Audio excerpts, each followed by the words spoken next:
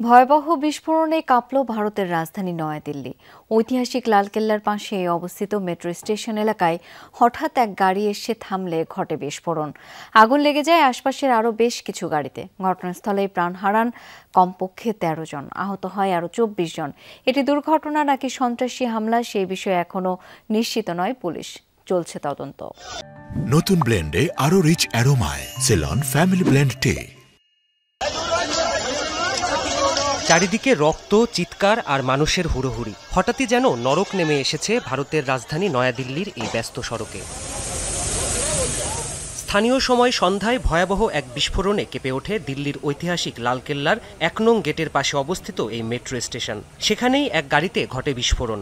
ঘটনাস্থলেই মারা যায় বেশ কয়েকজন, আহত অনেককেই হাসপাতালে নিতে শুরু হয় ছোটাছুটি। রাস্তায় পড়ে থাকতে দেখা যায় নিহতদের ছিন্ন ভিন্ন মরদেহ।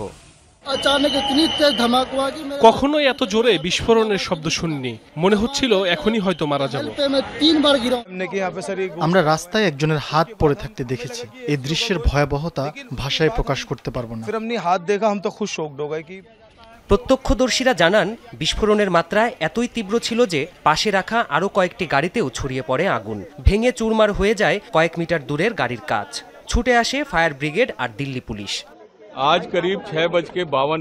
আজ সন্ধ্যা প্রায় ৬টা ৫২ একটি গাড়ি সিগন্যাল এসে থামে। সঙ্গে সঙ্গেই সেখানে বিস্ফোরণ ঘটে। বিস্ফোরণের কারণে আশেপাশের কয়েকটি গাড়িও ক্ষতিগ্রস্ত হয়েছে। কয়েকজন নিহত হয়েছেন আর কিছু মানুষ আহত হয়েছেন। পরিস্থিতি নিবিড়ভাবে পর্যবেক্ষণ করা হচ্ছে।